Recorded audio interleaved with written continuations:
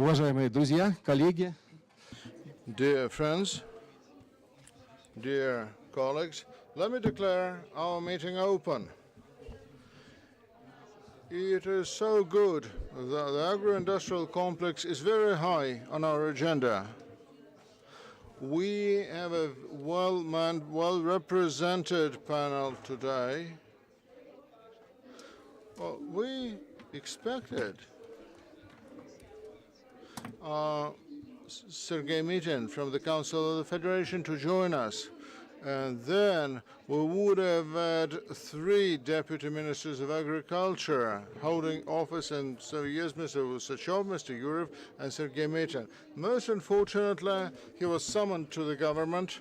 He mailed us the text of his presentation. We're going to display it a little later on screen. But now I'd like to pass the floor on to Academician Krylatech for her to begin moderating our discussion. Ludmila Mikhailovna, the floor is yours.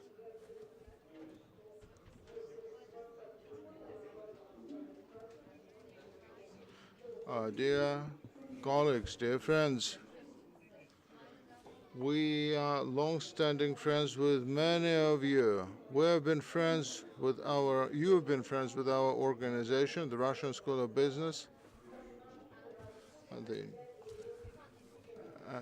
now this is the formerly known School of Corporate Government. Well, this is the forum which has been taking place for the 10th year in a row.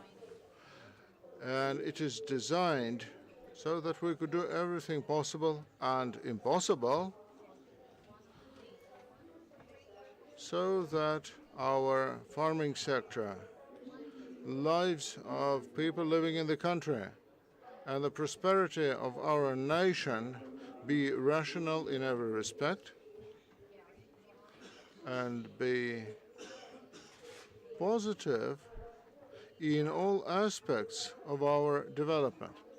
So, when we get prepared to attend the Gaidar Forum, we want to find answers to 3 questions of what can we do, what should we not do, and what we've got to do as a state and as people and as a research and academic community we represent here to make Russia a progressive or perhaps most advanced nation in the world, which can create good groundwork for the prosperous life of its people and perhaps become a world's exporter and attain a success that will form the basis for the future sustainable development of our country. We have several presentations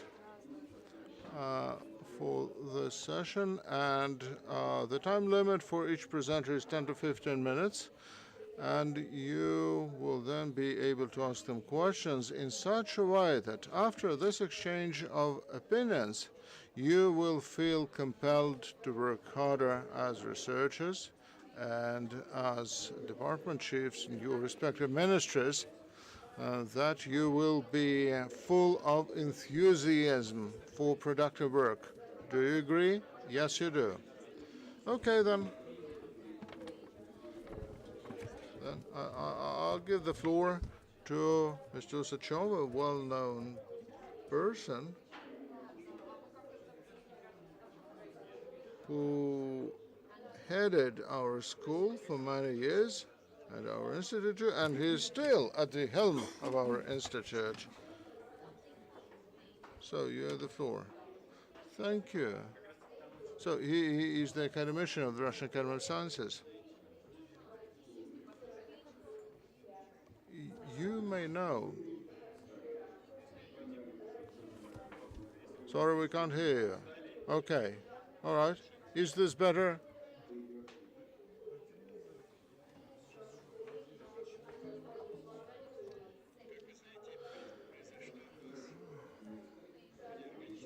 As you are aware, our agricultural institutes, 3 of them, have been overhauled, have been reshuffled on the basis of our Institute of Agriculture.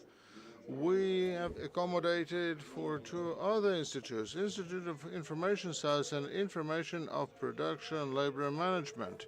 On the basis of the 3 institutions, we have set up the Federal Research Center for Agrarian Economics and Social Development of Agricultural Territories so that we consolidate our academic resources. It is very good that we are taking part in this traditional forum because there exist 2 organizations which take our farming sector very seriously, and I believe that we should build up on our cooperation for the benefit of the state and for the agro-industrial complex. Well, let me try to read out what I have prepared, not to get distracted, and perhaps voice our unorthodox view of the future of the Russian agro-industrial complex. As is known, in his May decrees, the President outlined strategic goals of the Russian Federation for the year until the year 2024 to achieve a technological, social, and scientific breakthrough. And although the national priorities outlined in the decree, as I personally believe, does not isolate or identify agriculture separately, most other goals also deal with the further development of the agro-industrial complex and adjacent sectors. It's essential that the export of agricultural produce should grow to 45 billion, and we should give a whole nudge to the small and medium-sized businesses to achieve the digitalization, digital transformation of agro-industrial complex. And the problem of poverty was specifically mentioned because it is highly pronounced in rural dwellings. Also, the President has instructed us to join the Top 5 World International Economies, and this relates to the farming sector too. So, by formulating the goals and priorities for the agro-industrial complex,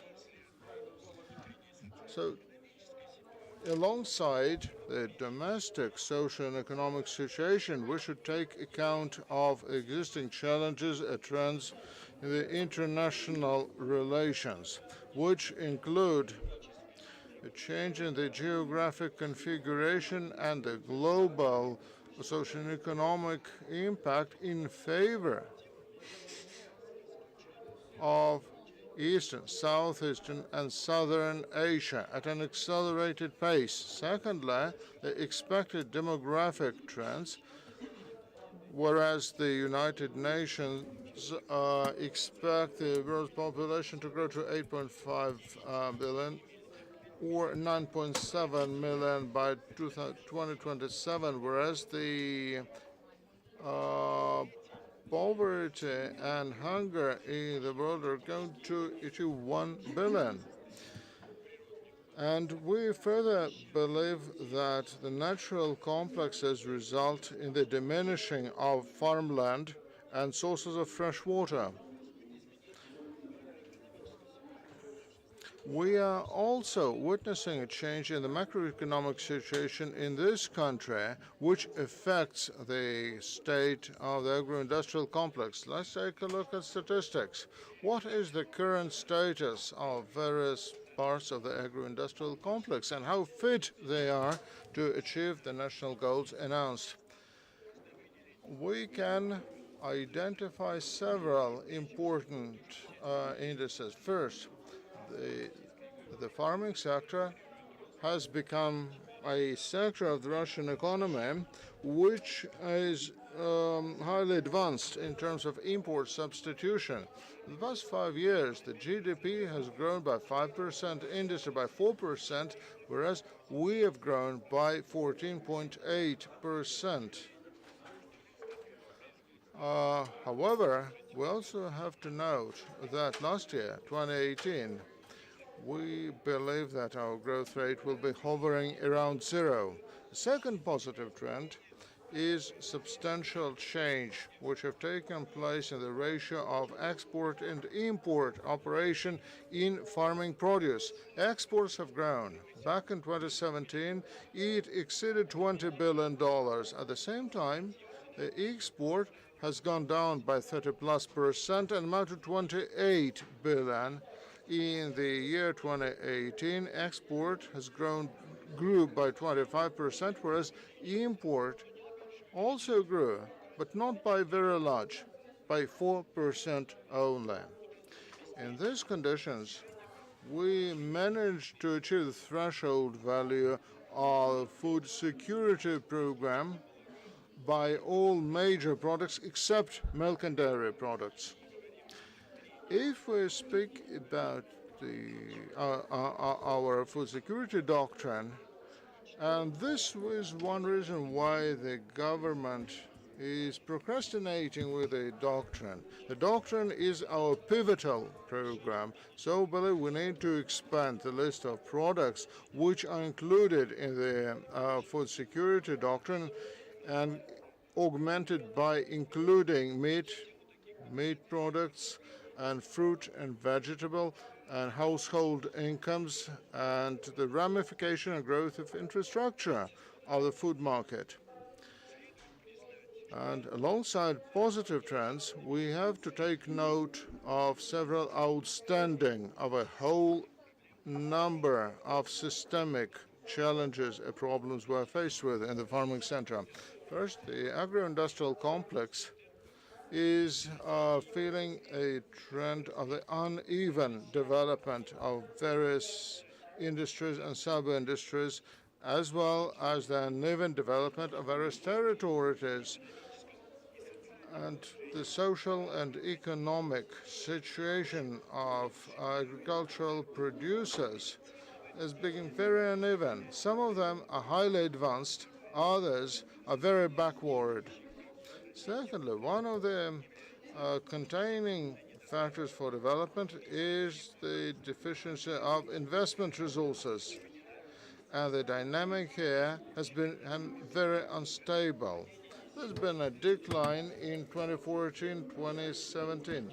Investment declined by 17%, more than economy as a whole.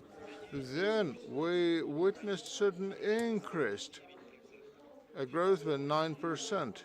However, that notwithstanding, growth rates have remained unstable and insufficient for achieving sustainable development. As a result, the agricultural machinery has been renovated at a rate of 4%, and Sergei Mitin made a very good analysis of the material and overall material resources of agriculture.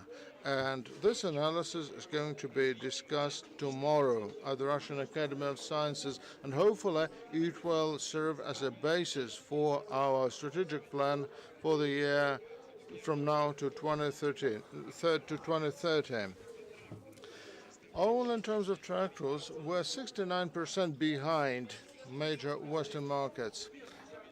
We are also dependent on them in terms of the seed materials, and advanced innovative farming technology is something we are not happy about. Infrastructure is developing at a very slow pace, both in terms of market infrastructure, IT infrastructure, and production infrastructure. Farmland and fertilizers leave a lot to be desired. I don't want to name any figures, but the situation here is truly disastrous. And out of 27 million tons of fertilizers are exported rather than used domestically. And here's another thing. Social development of rural territories remains a very outstanding issue. It was rightfully said by other speakers that unfortunately unemployment and poverty are getting more pronounced in rural areas. And unemployment amounted to 4.4% across the economy and 8% in rural areas, meaning it was below the approved international standards. It was 10% by international standards. It appears that we fit in the international framework. The Ministry of Economic Development says us so. However, if we take account of all rural dwellers without gainful employment, or those who would like to work, the general unemployment rate in the rural area amounts to 14%.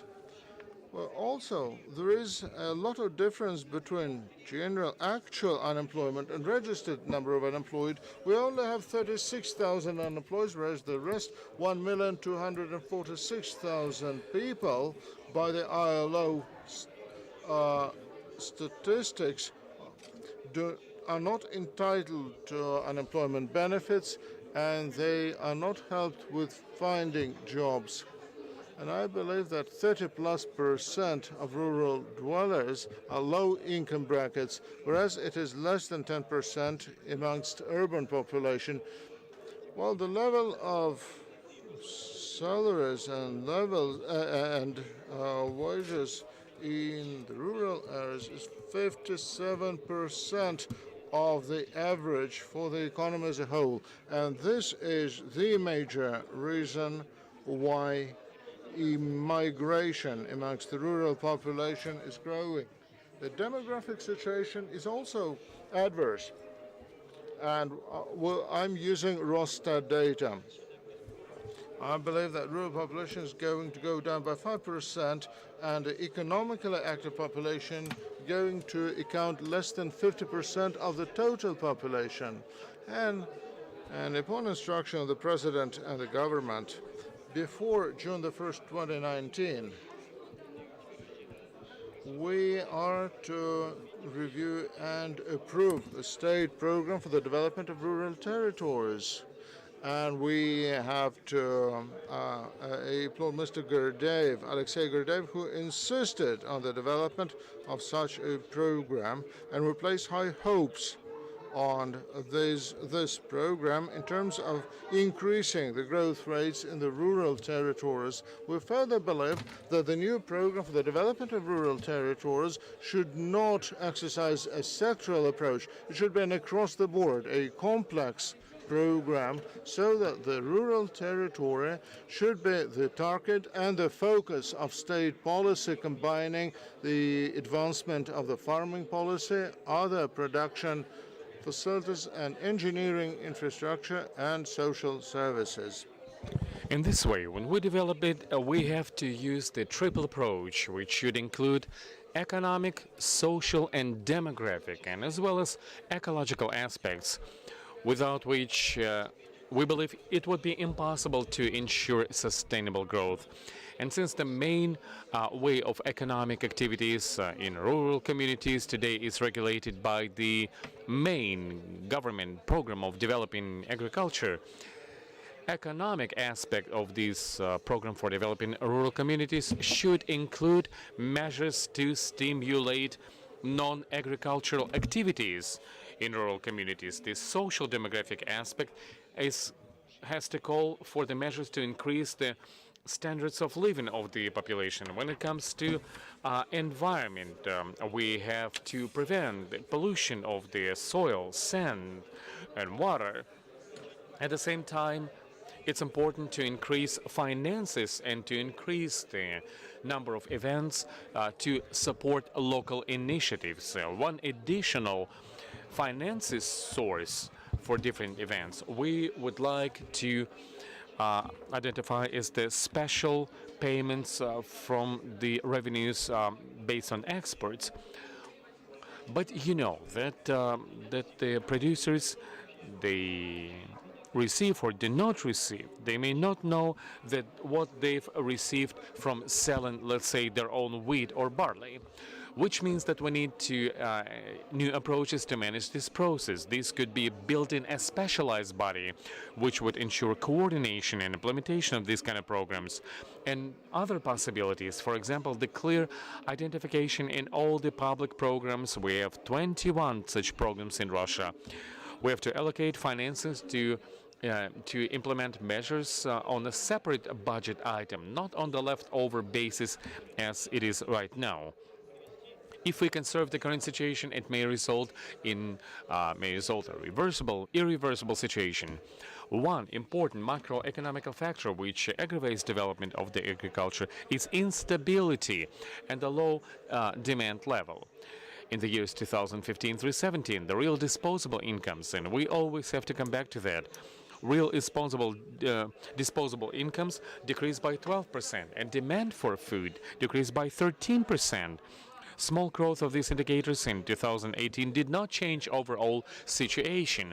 Bigger part of population cannot get the food, nutrition, which are in line with the healthy lifestyle recommendations. So based on these trends in development of the Russian agricultural production and the global trends, among the main goals for the Russian agricultural sector for the long term should be, first of all, ensuring food's independence, given the rational norms of food and nutrition, bridging the gap between the standards of living of the urban and non-urban populations, and to establishing comfortable living standards. And thirdly, increasing Russia's role on international food markets. Achieving these goals, in our opinion, will require solving challenges for the following strategic guidelines. First of all, scientific and technological policies, and which means the rational specializations, the rational placements of the productions given the climatic challenges, institutional transformations, including the wide cooperative initiatives which have been mentioned today, development of international cooperation in agricultures, in the Eurasian Economic Union, and in other international organizations, including export component. But one of the key aspects for sustainable development of the agricultural sector and rural territories would be improvement of economic relations. In agro-industrial complex, we have to ensure conditions to make sure that this is a profitable business, and the possibility of investments for the agricultural producers. As for the mechanisms of the state support for the agricultural complex, should be transparent, predictable, and should not change every year. Discussing state support measures, we have to consider not only mechanisms of providing subsidies, but also decreasing price fluctuations at the food market, and leveling up the price relations between the different aspects, as well as consumer prices. We have to ensure that the prices go down on the natural plants market. In 2017, it decreased revenues of the food producers when selling the wheat, sunflower, and sugar beets. They've lost about 120 billion rubles, which is the half of the state support allocated for the industry. In 2018, due to the big growth of prices for the diesel fuel and gasoline fuel, the loss of the agricultural producers have been evaluated at the level of 30 billions, and only 6 billion will be compensated for. In the future, it will be expedient to build the integrated form to protect revenues of the agricultural producers from the risks of the price decrease due to the changes in the market situations based on experience of the United States of America, which I would not to give you a lot of information about, but still we can draw some lessons in terms of protecting agricultural producers from the price drops. If we evaluate the price relations through 2013 to 17, this is what it looks like. That the price increment in agriculture was 35%. For industrial goods, 40, and in the food industry, 44%. At the same time, consumer prices for the food items have grown by 52%, and in this way, in 5-year period, we can see the big disparity between the prices of producers in agriculture and consumer prices for the food items, and this proportion was the maximum.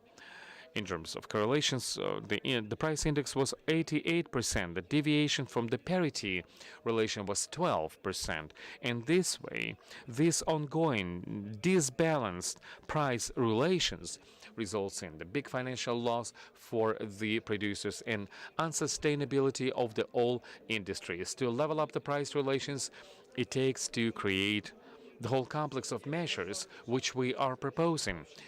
Developing the lending and investment activities to ensure sustainable growth in the industry. We believe it's building up our export potential. We need to ensure the annual increment of investments in the size of no less than 12% every year. Without the public support, it would be impossible to achieve these indicators. So first of all, we have to set the question about increasing the financial resources, which will be the measures of state support for lending.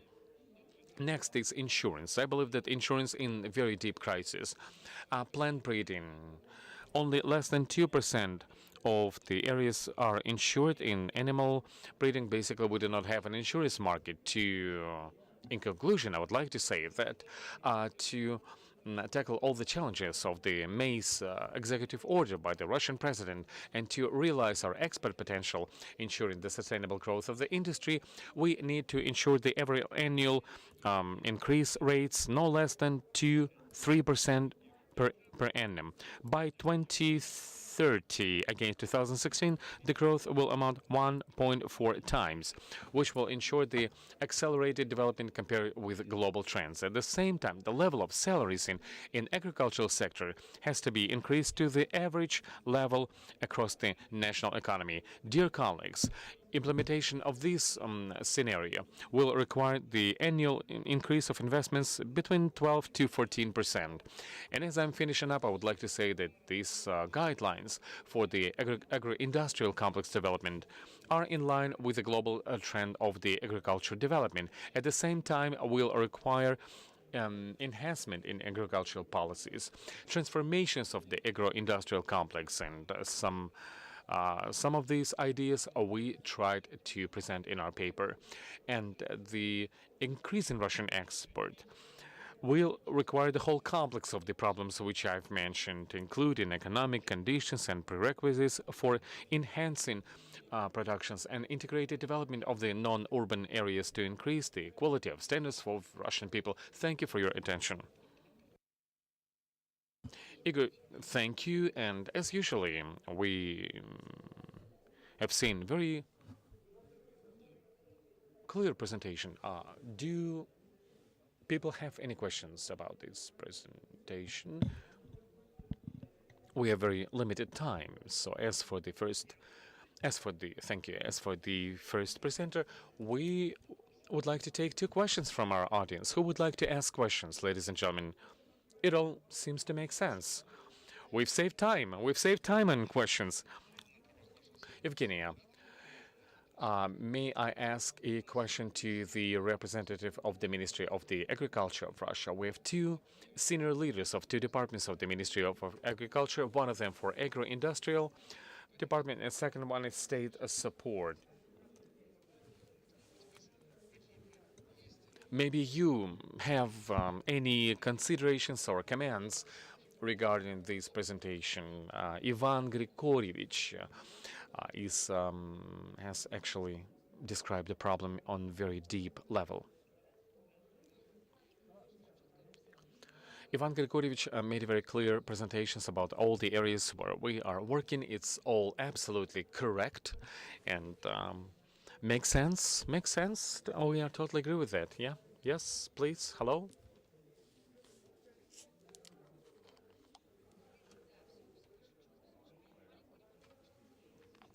It's all clear, but the last numbers were without the latest census done in agriculture production. We have the corrected, updated information data for the years 2016 and 17.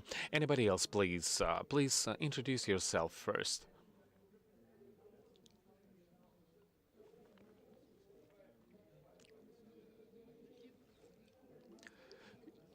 Can I comment? Yes, but please be very brief.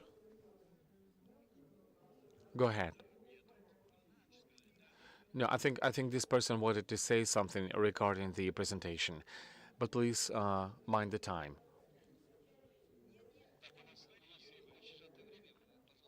We are very pressed for time. Please go ahead and ask your question. You don't have to go to the stage. Just ask your question right where you are. Yeah. What I would like to say, the insurance situation,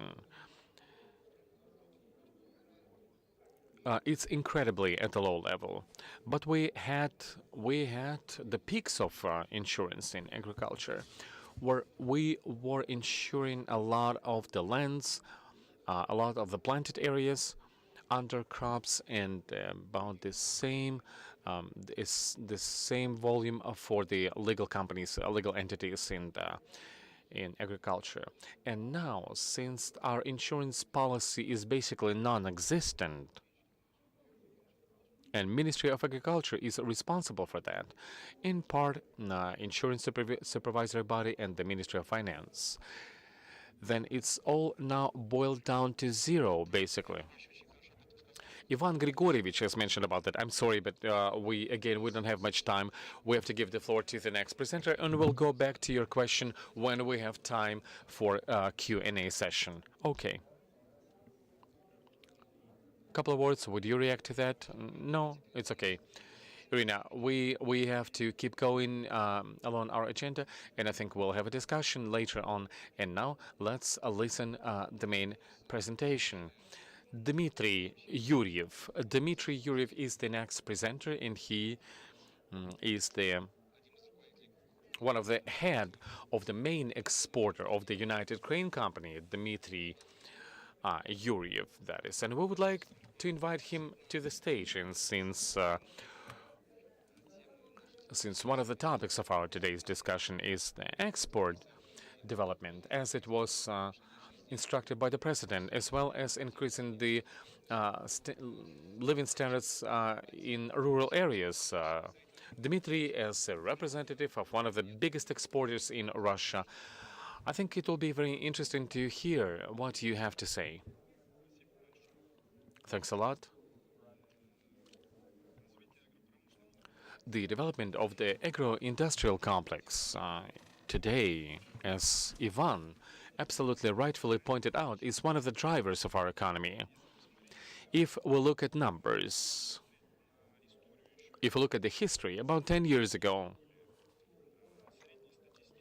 the statistical average yield and the grains would be one of the baselines for development of agriculture. We remember that average statistical yield was about 80 million tons of grains every year.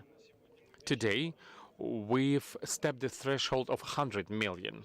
Russian has been posting these record numbers for several years. Of course, it implies new challenges. Thank you. Of course, it means new challenges, and of course, this record is bringing new trends with it. This is the number for the last year issued by the Росстат statistical agency. Domestic consumptions of the grains, about 75 million tons a year.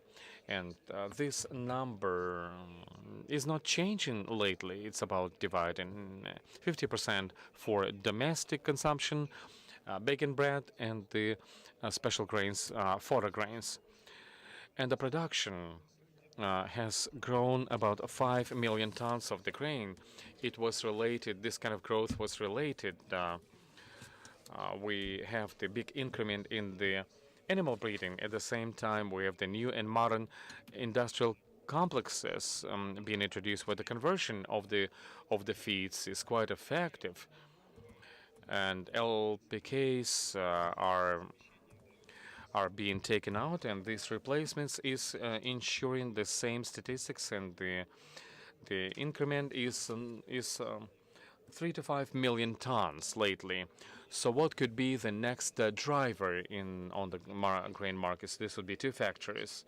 One of them is the deep processing of different grains. But for the deep processing of the grains, even if we look at the global experience, and if we look at different approaches which may be utilized in Russia, and look at the different projects which are being implemented, we are not going to go over 10 million tons of the crops a year, because the deep processing as we have it today is not efficient. It has to be improved. We have to use new technologies, including biotechnologies,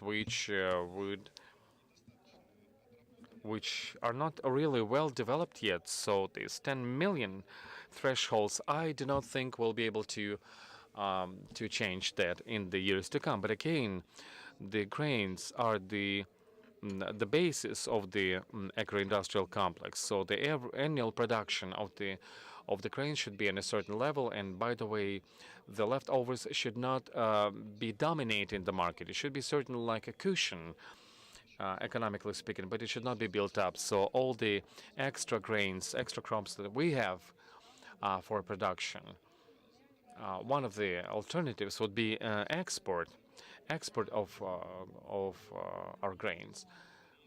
It is not the export of raw materials. It's considered to be as commodities internationally, and it has been considered as a very high efficient export line. If you look at the situation with the maritime ports, about 8 years ago, port capabilities in Russia were not enabling us to bulk over 27 million tons of grains. And situation has changed. Now we have capacities basically 100% more. It was confirmed in 2017. If you look at the outcomes of 2017, there is a potential for growth, and the work has been done. Next slide, please.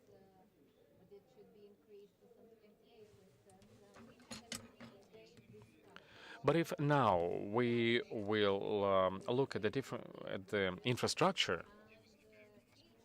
where we have problems, we have substantial problems at the two stages. The first one would be elevator capabilities at different territories. If you look at today's shipment graphs,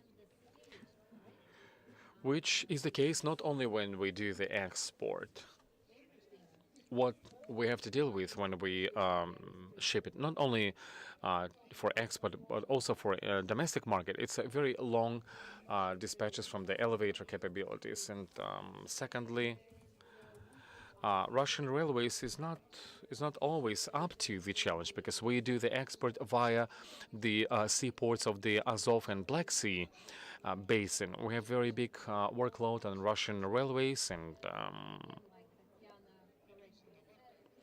and we have overstock. We have excessive workload on the rail stations. Not only the North Caucasus Railway bulk stations, but also it slows down and makes our export more expensive. And domestic transportation is also a challenge. Tariffs are another challenge. The existing tariffs basically are applicable also to the motorway transportations. They're not very developed. If we'll take a look at the situation with in the United States of America, let's say in Canada as well, in Europe, in Ukraine, we can see that in the US, for example, they have about 90% of all transportation is done by the route transportation. In Russia, basically does not work for the grains market. For the first time, such attempt was made in 2017. Not even for the first time, when there was a special task force by the Ministry of Agriculture. And in the very manual mode, this work had been carried out. We've had the grains express shipments in the regions where we had the excessive production of grains. It was accelerated, the excessive volumes had been exported. And all of this was done again on a manual mode.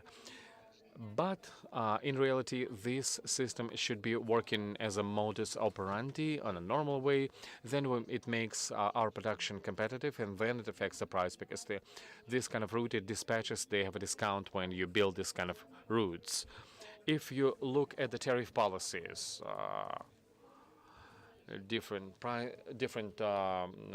list 10.1 today being able to organize this kind of routed deliveries from the elevators is basically not real, not feasible. We can speak about the grain expresses, but again, it's another challenge that the market is concerned about, and we're working on it. And thanks to the Ministry of Agriculture, who are very helpful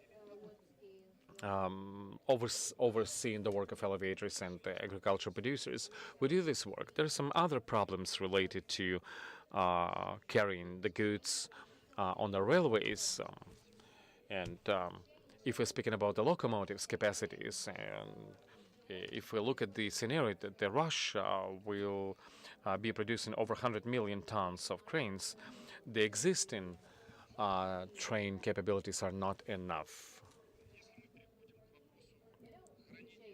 Next is storage of grains. In the future, speaking about the state program, and you have to finish up your presentations, developing the state programs, when we speak about the potential of the growth of the Russian production, today's elevator capacities are basically do not enable us to service the yield. When we speak about the volumes of 150 million tons. When we look at the statistics, our capacities some time ago were about 120 million tons. And now 50 million tons will be the barn storage, and 70 million would be elevators, which had been built back in 1960s, 1980s, which are designed for a long-term grain storage, unlike the modern ones, like 20 million worth of capacity, which have been introduced in the later years. But we have to say that these elevators have not been upgraded, they have not been changed, and their depreciation term will finish up in 2020, 2030s. And since we're agent of storing this grain fund, we realize the situation that the cost of transshipment from these elevators is about 500 rubles, while at the up-to-date elevators it's only 300 rubles. But the situation and the gap, the price gap in Russia is such that average price of dispatch from the old capacities are not competitive by price. And at these elevators, there is no capability to do this kind of special routed deliveries. In the most cases, they are not provided for sort of like a flow. I'm not even to mention about the export, but for the normal functioning and quick with these shipments and quickly delivering them to, let's say, fodder stations. As for the 20 million tons, this would be the elevators which had been erected by agricultural companies during the implementations of the state programs and national projects. These are modern capacities which are suited for efficient work, but they are not enough. Numerically, today, the deficiency of these capacities is about 60 million tons worth of capacities. Next, state programs. State programs has support mechanisms and built-in for new elevators. This trend has to be supported, and also I'll say that we see quite efficient mechanisms of dedicating lands. If we look at the statistics, even though official statistics shows that in our circulations we have no more than 1 million of hectares, but if you look at the land which has been taken out from the circulations, non-functioning lands, which have been concentrated around big urban agglomerations and been rededicated, that the real increment is about 5 million. We can evaluate this. It's one of the effects of why in Russia we have the increase of the average grain production. And we have to understand that when we introduce into the turnover the new lands of the higher quality lands and we use the mineral fertilizers, we're not going to do this at the first stage, because when you introduce new lands, you need the land to work for about 2 or 3 seasons before you apply these type of fertilizers. And the next would be my main outcomes. To develop the competitive export markets, the grain markets, and export markets and domestic markets, we have to go through several stages. Seaports have been upgraded, I've mentioned about that. We also do the logistical breakdown built in the Far Eastern ports and northwestern ones as well. But it makes sense and the trends are making sense. What is important? It's important to get alignment between the Ministry of Transportation program about the railway carriage, and also we have to have enough specialized train cars, the grain carriers. We also have to work on the tariffs, on the routes, and also in terms of the agriculture, we have to work on upgrading our storage capacities. These are the main strategic risks which we foresee today and which are impacting our grain market, and they do not enable us fully realize the potential which is possible. And producing 150 million tons is not an illusion. We can do it efficiently and fast. The only concern is overproduction, which may have a negative effect on the revenues of the agricultural producers. Thank you, and exactly for the same question, we would like to ask Oleg Ovchinnikov to express his point of view, given the international experience. May I ask you a question? Of course, you can do it. It's a question for Dmitry. Thank you very much for such a very informative presentation. But why are we so proud that we have exported 40 million tons of grain, raw materials, commodity? When are we going to place a priority on exporting finished products, processed products, Turkish? First place, ranked first in terms of flour exports. Kazakhstan, they export flour. They don't export raw grain. Let me take this question. If we take a look at the world market in terms of tons, then the capacity of the grain market, and grain is a commodity, and the flour market capacity is 7% of the grain market capacity. So, and both the United States and Europe and Canada and Australia, they all supply grain on the market. Grain has a higher margin in terms of profit margins, that much higher than flour. Yes, Russia should take that niche on the market, the flour niche market, and we have now in better position to do that. The financial crisis in Turkey has affected its creditworthiness, its competitiveness.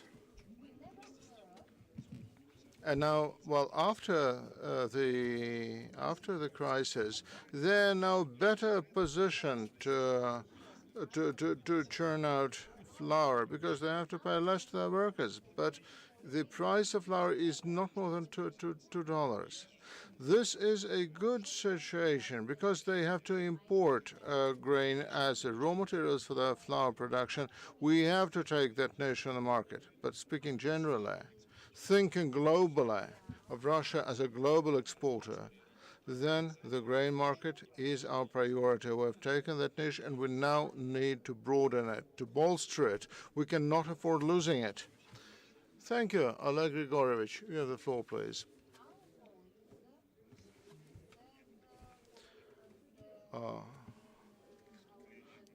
let me say something about exports. My dear colleagues did not actually specify what kind of grade of grain we export. It's a feed grain. Well, there's no such thing as feed grain in the United States, whereas, well, the export of what is called Class 3 or Class 4 grain exports is already a huge achievement. It is not. So we need to improve the quality of our exports. I don't think we keep producing grade 1 or grade 2 grain anymore. Yes, well noted. Well, your remark is well noted. Yes, and your paper, please.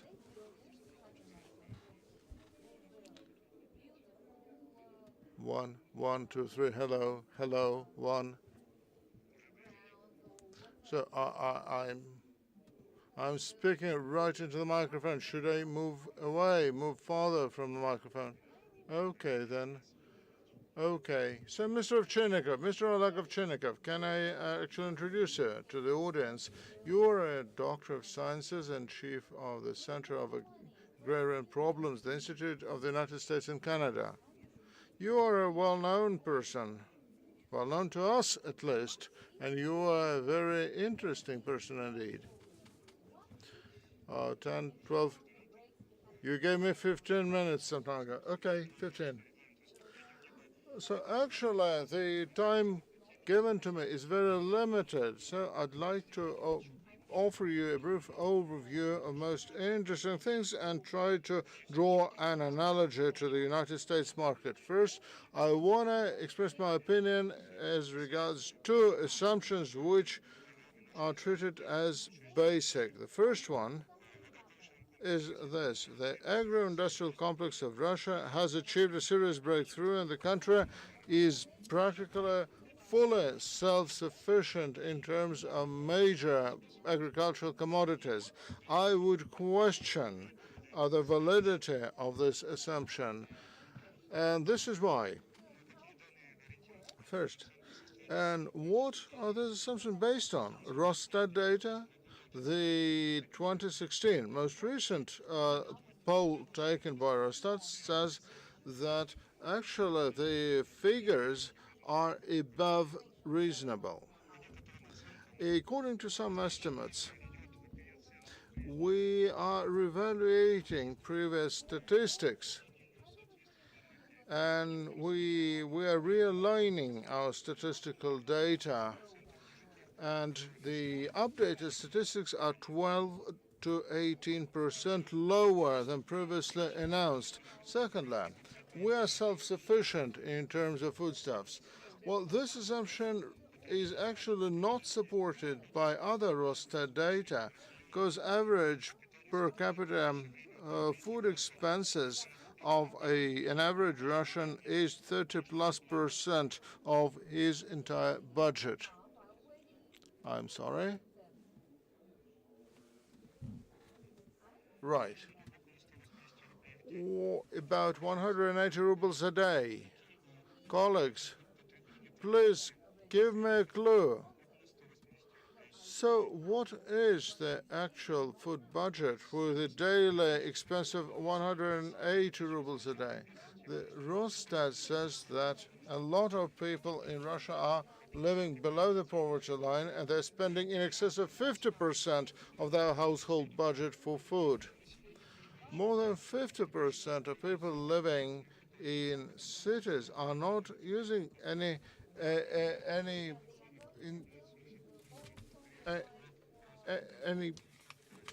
public catering institutions, etc., etc.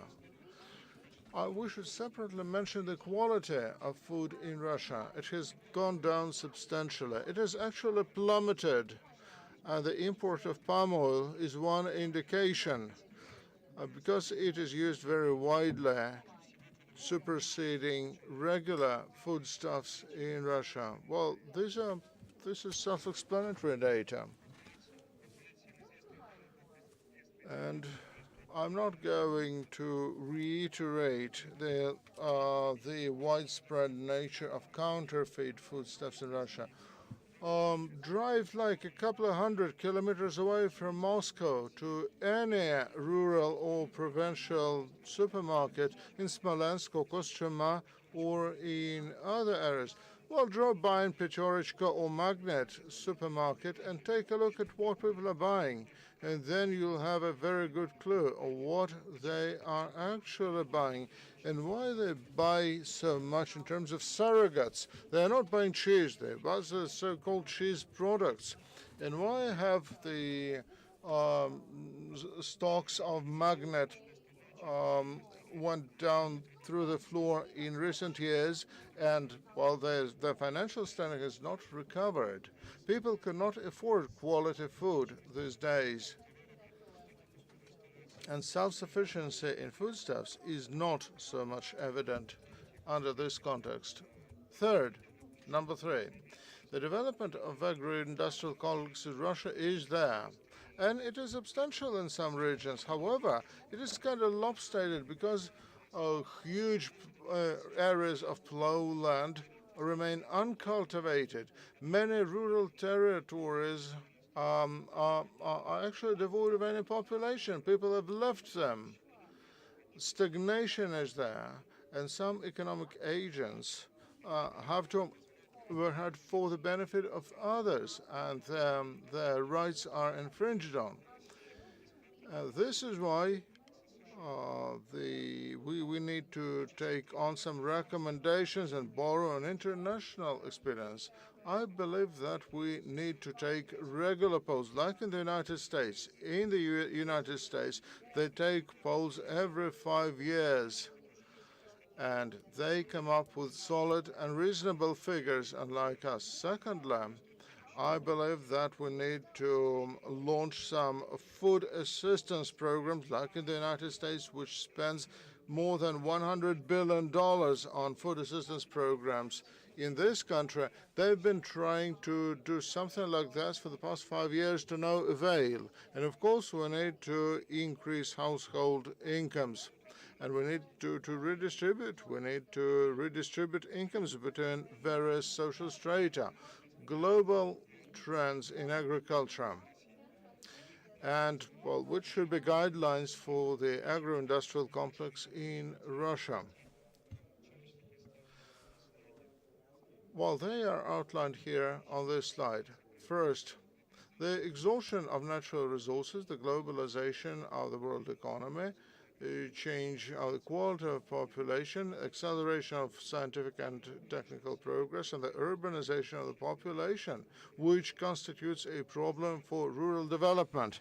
They're all huge problems, and without providing answer to all those questions or problems, we'll be unable to move on at a steady pace. We have to resolve this problem based on specific government agrarian policy, like in the United States, by the by. First, the exhaustion or the deterioration of the natural land and water resources. We have not yet come to face it at full scale, just because, well, substantial farmland in Russia has not been cultivated, and the fertilizers and chemicals have been using less and less in the farming sector, unlike in the United States. This is why this problem is not so imminent for us. However, I believe that in some regions of the country, particularly in the southern areas of the country, it's high time we actually come to face these problems and provide an adequate response. Starting with the 1970s, in the United States have pursued a whole number of environmental programs. They have at least 10 environmental programs underway alongside 4 major areas, and they're spending $5 to $6 billion on them every year. We further need to underline some other important things. First, environmental efforts should be supported by the state, and there is private property for land in the United States. As a result, the government in the United States cannot force landowners to use rational land use practices. They have to pay for this, and still they have no option, just because land is private. In the modern Russia, there is no need to go that way. We probably should not allow private ownership of farmland. Second, the globalization of the world economy.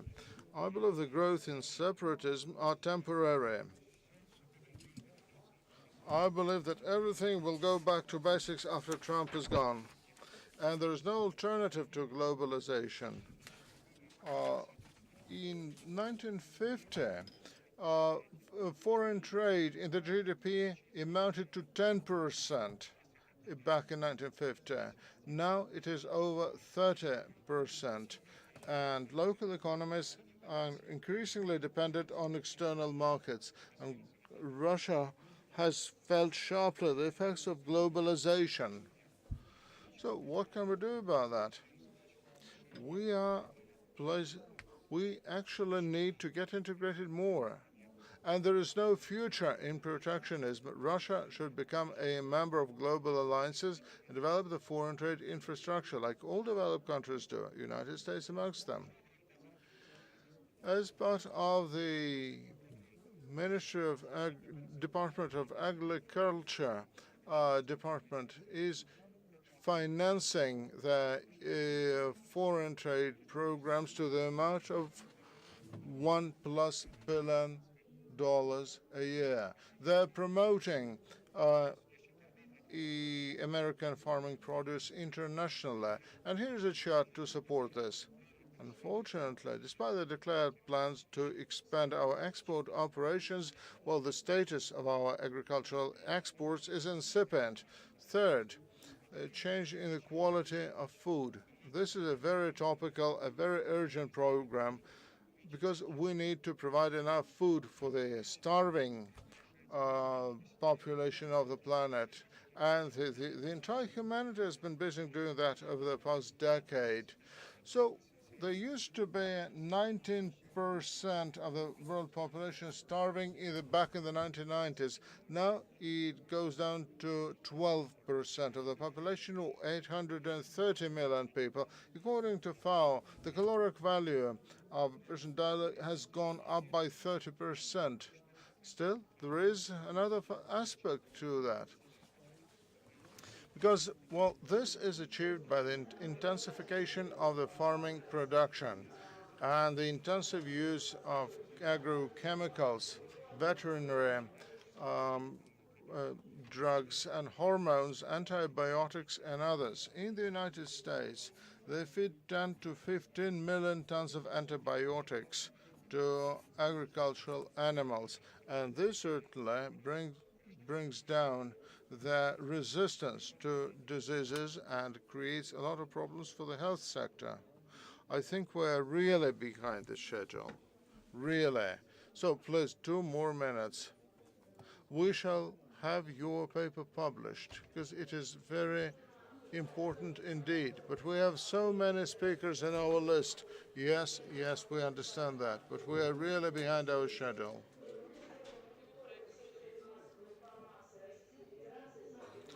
Well, I don't know. Probably that brings me to the end of it then. Okay, thank you. So we have people from the legislative authority here, from executive authorities, from the business community, and people from various regions. All the questions we're discussing are of macroeconomic nature, but it all boils down to people's lives, to people living in rural areas. And there are 2 people coming from regions. From the Ivanova region is one, Ministry of Agriculture, and another person comes from the Northern Caucasus. So I would like to ask Professor Sharipov a question. Just please, can you take 2 or 3 minutes? Today, how well prepared are you to increase the export of farming produce? Yes. I will try to say something which has not been said so far. We met the challenges, and it's a straight fact. Can you launch my presentation, please? Right. Can you give me a remote control, please? Right. Oh, this slide shows that by the year 2017, but by the 1990, 102.6 plant farming. It helped us increase our output by 46%, whereas the livestock farming is 72.2. And luckily, we managed to achieve that through the introduction of new technologies. In 1990, 26% was the part of private households. Now, we've increased that through new technologies, and technologies mean investment. How can we actually put together investment? Our analysis shows that 23 regions have restored their level of production of the year 1990 by 2017. Instead of Dagestan, 222.6%. And if we look at how investment contributed to that growth, investment by the Ministry of Agriculture, if we range it according to the amount of investment, you can say that Voronezh region received 10 billion rubles, most of the investment pie. And these regions, which account for 23% of the agricultural productions, received 65% of overall farming investment. Well, Voronezh, Bryansk, and Belgorod are those republics which are busy implementing major investment projects. However, there are other regions which are at the bottom of this chart, which have not yet been able even to restore the previous levels of agricultural production. This is the investment policy pursued by federal authorities. Take a look at the leading regions, Stavropol area, closest to Dagestan. They received that much, 26 billion rubles free of charge for investment in the farming sector. So, we have one federal Ministry of Agriculture. We have an integrated banking system. All the money goes to just a handful of regions. Others receive nothing. So there is so much discrepancy between level of investment, and I believe that the Ministry of Agriculture should level out the levels of investment in the farming sector, because we are lagging behind just because we receive nothing in terms of investment money from the Ministry of Agriculture. And the food problem, food sufficiency, 21% is the level of sufficiency in our republic, although the amount of financing has gone up by 400%. We can only see that the level of sufficiency among fruit and vegetable is just 21%. We need to tackle this problem. Well, here's yet another chart. In the year 2010, the structure of exports was heavily bent towards exports. Now we can see that imports still accounts for a vast amount of our agriculture. First, regions are getting increasingly polarized in terms of their social and economic development. And I believe that federal departments need to take adequate response to these adverse trends, because the polarization we're witnessing will ensue a whole host of other problems. I believe that as part of the program of spatial development, we need to assign paths of specialization to various regions. And those who are lagging behind should be supported, should be incentivized by federal authorities so that they could catch up. Here's yet another thing. So, good money has come into the agro-industrial complex, and that led to the introduction of new advanced technologies. And still, they became increasingly vulnerable because the investor who came and started investing money, it remains one-on-one with the recipient. Well, there are federal authorities who are designed to support agro-industrial complex. We all have state orders, even research institutions and the farming operations, everyone. They need to be thoroughly overhauled. And we need to place an emphasis on education, agricultural education. Now we're busy building up competence and excellence centers, but they should be manned by highly competent personnel who will be determined to pursue this path. Well, the fruit farming and plant farming, the output has grown.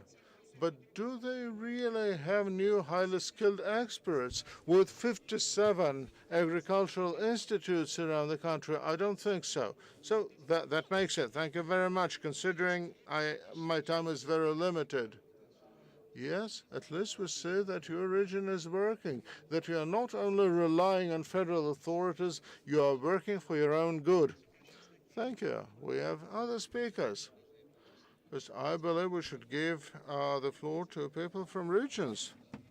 Before that, I want to give 3 or 4 minutes to people from the Higher School of Learning, Mr. Chulok, from the Center of Scientific and Technological Forecasting. Thus, the digital transformation of the farming sector is the imminent future, if not the present, of our life. Colleagues, can you hear me at all? Thank you, thank you. I want to cast a totally different look at problems at hand, not from within, but from without, from a macroeconomic perspective. Every debate on the farming operation mentions the $45 billion in exports, dollars, not rubles. Now, talking about global trends, unfortunately, we treat them in a very lopsided manner. We need to at least distinguish between 6 sets of global trends, and where we should be talking about a new economic and technological paradigm. Well, this is value-added chains and the so-called sharing economy. The sharing economy brings together producers and consumers directly. We shouldn't only be talking about the environment. We should be talking about ethics, a lot of ethical components and competence. Well, the previous speaker was right in saying, so where's the trained personnel? Where are the trained people? Let me say a couple of words about that too. We see that the agro-industrial complex is very stratified, and the president has instructed us to increase the level on investment active companies to at least 50%, not 12 like today. And we can see that there are a lot of losses in logistics. We have so much shortage in human resources. So big data first.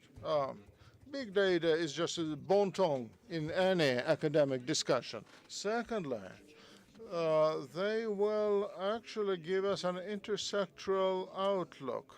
Here is one picture, an impressionist picture. We didn't paint it.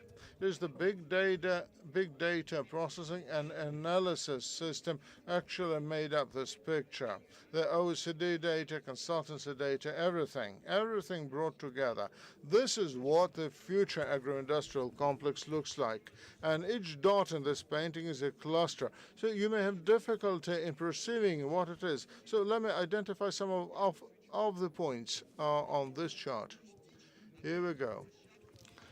We can see that some communities would discuss vertically integrated agro farms. In the United Kingdom, they would actually build vertical farms in coal mines, and actually the structured nutrition and waste utilization and waste processing. Well, these are small clusters of global trends. And we need a systemic approach to that. Markets over $32 trillion is the size of the global market. Then we should go deeper into this picture. Let me flip through my slides and say what's to be done.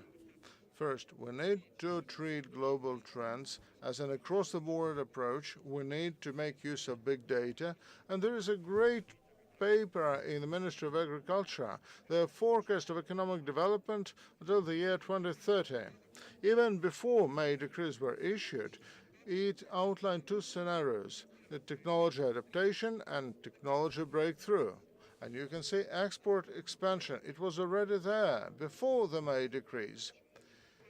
I can say that a lot of agro-industrial companies are already relying on this approach.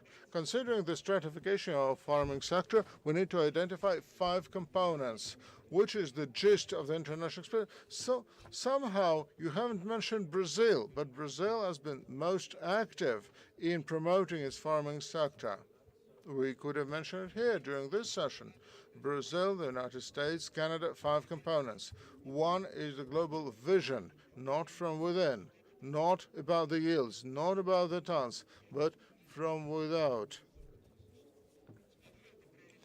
And secondly, priorities. We cannot invest in everything. We should identify our priorities. Third, a roadmap, a managerial roadmap, and then implementation tools and toolbox. Talk about a toolbox, territorial clusters, competence centers, advanced development. Talk about everything depending on the specific task at hand.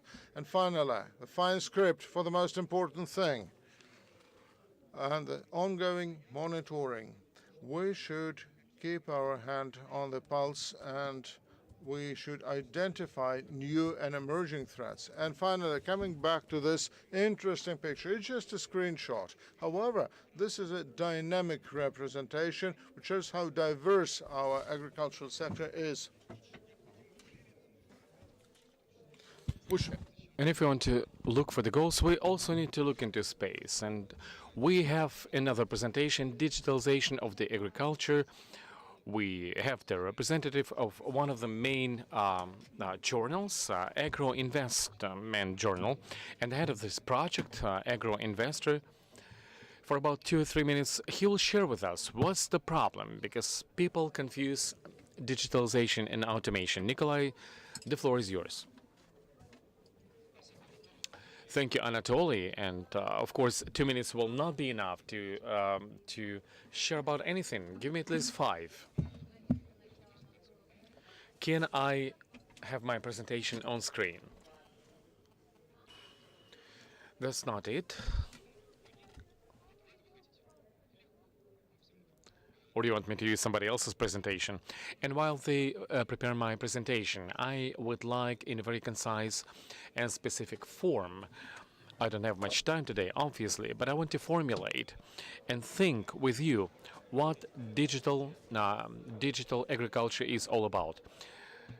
I don't have my slides yet, so I'm going just to read you the definition translated into Russian. This definition was issued by the American Association of Developing Digital Agriculture. And I believe that this is the most precise definition, especially for Russia. Digital agriculture is producing agricultural goods, using the more autonomous systems and business processes based on mathematical models, on mathematical algorithms. The source of primary data for these models are sensors, meters, and other sources which are considered to be the IoT devices.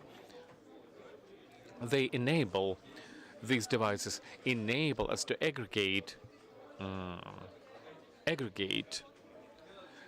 infinitely aggregate big amounts of data and to ensure their high quality. What is the high quality of data? High quality data has the 3 aspects: relevancy, correct and precise, and fullness of this data. What's with my presentation? For technical reasons, there'll be no presentation, but what agriculture digitalization is all about. I would like to share you a simple idea. The basis of the digital agriculture is information which is connected by the Ministry of Agriculture of Russia. This is statistical data. It is not even the meters and sensors. These are the prepared mathematical models for the sales and productions of agriculture goods. And this type of models will enable us in the future not only to analyze manufacturing process, but also to automatically model the whole value creation change from the genetics and the selections, from Adam and Eve to the finished project until the final consumer, to build this kind of chains. And as for businesses to plan their volumes and quality, their yield, geographical and time scope. And this kind of agro complex, it will not be analog, but it will be a digital one. If I have 2 more minutes, no.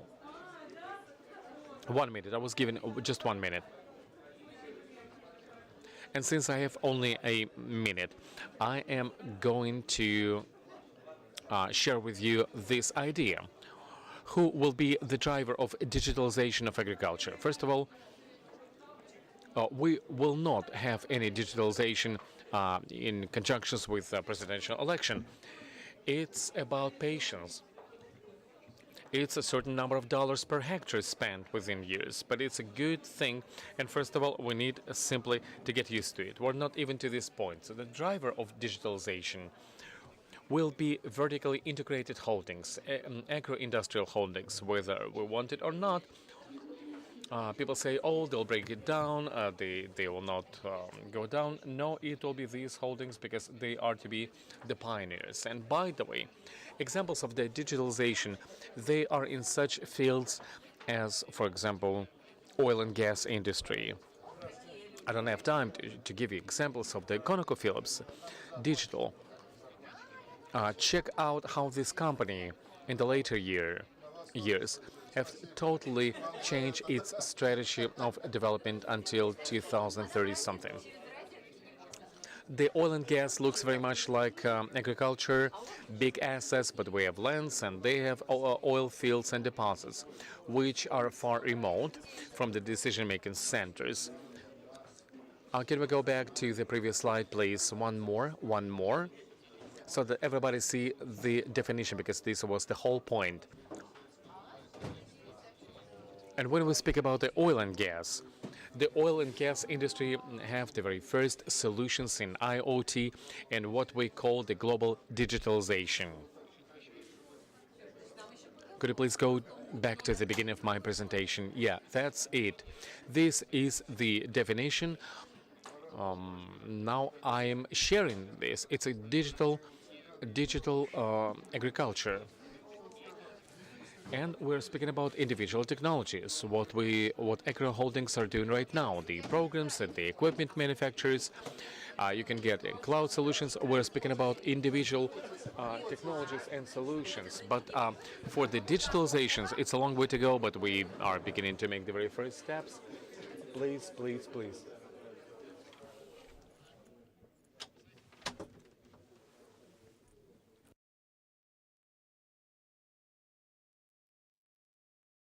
I'm sorry, but I have the microphone. We have several minutes, and in these several minutes, I would like to ask you a question. Question to our guests, Denis Cherkesov and Alexei Kolbas. And the questions are, what should be the aim of agrarian trade and policies? How do we ensure the maximum efficiency of the funds allocated to these purposes? So it will be the driver of development of our agro-industrial complex in the years to come. Will there be some hybrid forms of doing agriculture? What stops small and medium companies in agriculture in terms of working with a big business? Because lately, the Chamber of Accounts of Russia began to do very deep analysis of the efficiency of the public expenditures, state support measures. They're not only trying to control, but to give very good ideas and recommendations. So first, I would like to address this question to you, and Dennis, maybe you will join the discussion too. I hope you can hear me. Thank you, dear colleagues. For the sake of time, I'll say that Chamber of Accounts for 2019 decided to make it its main goal to do a strategic audit to see whether the goals are achievable, the presidential goals are achievable, the government's goals are achievable, and we have been speaking about making our agriculture oriented to export in the volume of $45 billion. We've analyzed it. This goal is achievable, but with certain caveats. The first caveat is that we are speaking about the export of excessive products. It's a products which is left over after our food safety and security has been ensured. And secondly, achievement of this goal would be impossible without state support measures. Would have to be targeted, it have to be efficient. I can see people from ministry making notes. And thirdly, this goal will be very difficult unless we tackle all the painful issues. And number four, it's not only a problem of the Ministry of Agriculture, it's the problem of our total economy. So the challenge which President has given us is, on one hand, to lift up the yield level, productivity, but on the other hand, to stay within the market.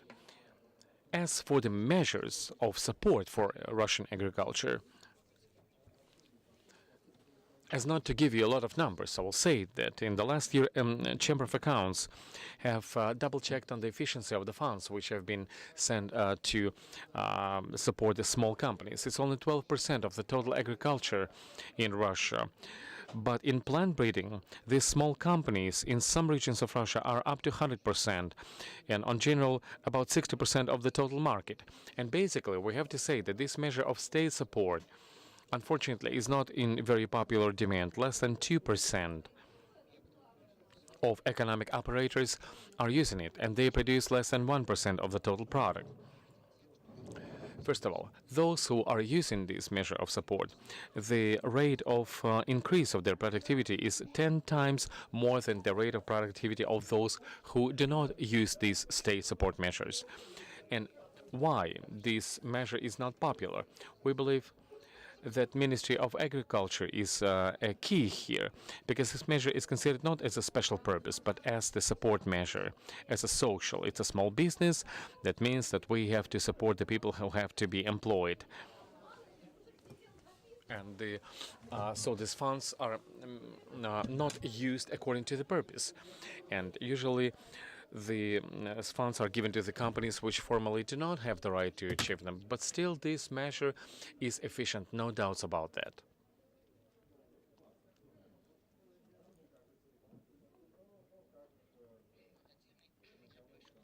On a separate note, I would like to say that there are problems which have to be addressed to realize this challenge. Basically, all the agriculture companies which we've been inspecting, 95% of them have problem with the storage and sales of agricultural products. The measures adopted to support and development of storage capacities are not enough. Overall, speaking about the grains, the storage capacities for grains are about 80% only. Only 80% enough, and what is not being stored is lost.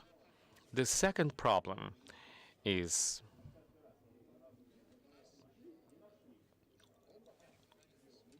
that it has been already said that we have the utter shortage of the agricultural equipment. We are lagging behind.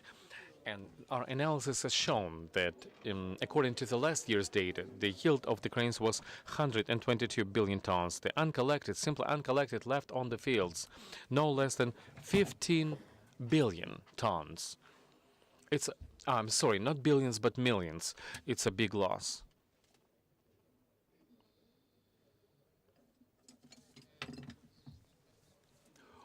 Well, you know about the problem of the increasing cost of the mineral fertilizers. We're dependent on the seed materials. It has been mentioned, it has been said.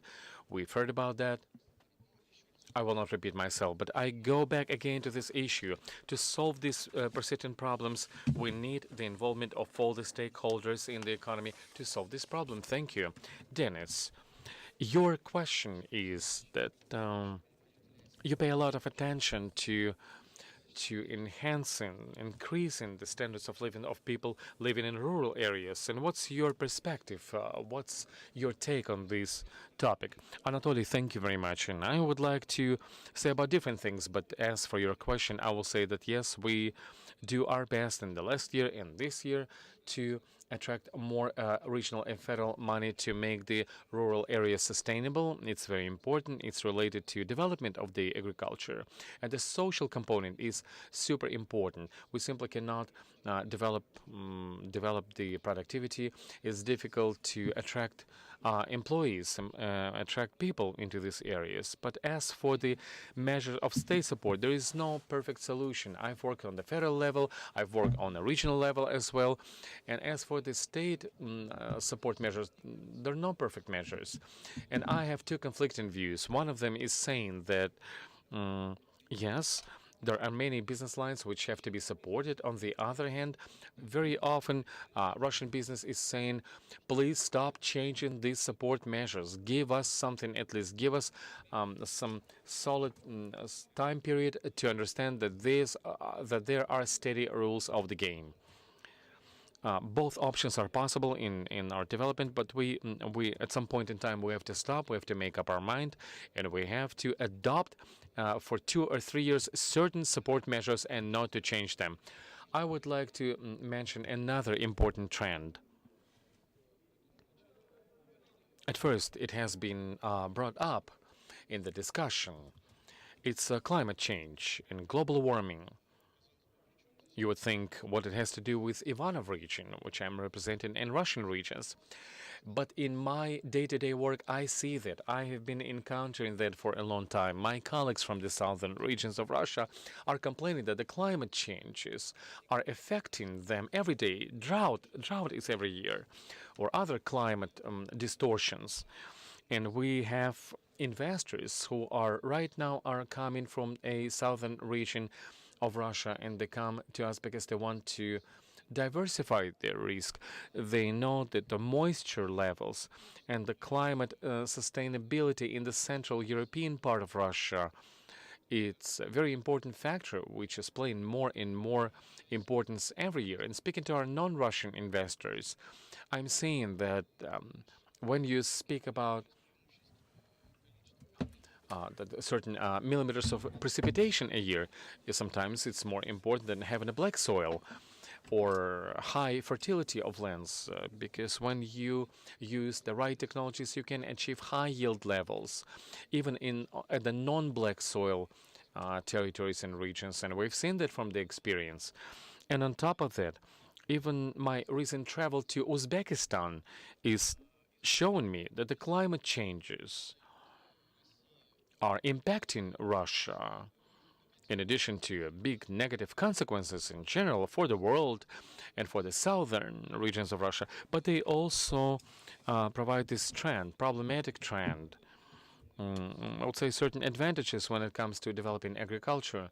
And first of all, we have expansions of the zone, which would be fit for the agriculture. We can see the Climate Change and Commission, UN report. In the next 15 to 20 years, this will have more positive effect for Russia. I mean, there'll be more zones suitable for agriculture. And we have to understand that the central non-black soil regions of Russia, including some regions of the Povolzhia, Volga River, Siberian regions, Urals regions, will be the lands which will provide solution for many, many global problems. Thank you, Denise. And you know, by the way, we have a representative of a very amazing company. It's a Russian export center. Unfortunately, I have only 1 or 2 minutes. I've invited this colleague to us, who is the head of the export support center in agriculture, because it's one of the few institutes, maybe the only one, who is providing the big financial support to agriculture exporters. Denise, in the last year, your total volume of support in Russian rubles was what? It'll be in my slide. Thank you for the opportunity to say, dear colleagues, I will be Very brief, we've been speaking about export. It's a very ambitious goal, which has been set in 6 years. We have to go up to 45 billion US dollars worth of Russian exports. And to solving this challenge, it requires not only to reformat our agricultural policies, but to build new models of government and business interactions based on the public-private partnerships and long-term cooperations, mutual capabilities, and also using development institutes like VAP, MSP corporations, and others. So what's about our role in solving this problem? And yeah, actually, since 2016, we've lost one development institute. VAP, please don't speak about the VAP, simply share about your role. But VAP is still having an impact via our agency. As a result of our interaction with the Russian Ministry of Agriculture, we have developed a federal project of the product export, which is a very strong and the main instrument of pursuing these new state policies in Russian agricultural export. We are breaking it down according to the federal plan for the certain SQ categories about the volume of exports we have to achieve by 2020. Dennis, the organizers are switching off the microphones. I want to say, what's the total volume of support in the last year? How much was it? Just to show us. We are supporting all industries, and while in general it was 10 billion. The share of the agricultural complex is growing. I'm speaking in US dollars. In 2017, about $1 billion worth of support of exported products has been provided by the center. It was 8%. In 10 months of 2018, $2 billion of worth of support is 20% in total volume of support of all the industries. And my second question is, this challenge of the Russian government to increase the product exports at 45 billions. Would that be feasible? Yes, we believe so. We believe that basically this goal is achievable. Again, it's super ambitious. It will require a very systemic approach in reforms and change in agricultural policies. Using all the institutes, if all of us will be involved, we can do it. But when the federal executive bodies and legislative bodies and the agricultural companies will start working together, we stand a chance. Exactly. And dear colleagues, with your permission, I would like to show 3 slides of what we do to expand of how our support institute is working. All these presentations will be on the website. Now, the Russian Export Center has been established in 2015. We're a subsidiary of the VAP. We have insurance wing, XR, Rosexim Bank. And speaking about XR insurance company, it's the only company that insures export contracts from politicals. Dennis, the Rector Mao will fire me if we'll stay any longer in this discussion. I would like to thank all the participants for being a part of this session. It's a very important question that we have discussed and reviewed. Many issues which have been articulated today will also be available on our website. Thank you for your attention. Have a good day. All the presentations can be found on our website.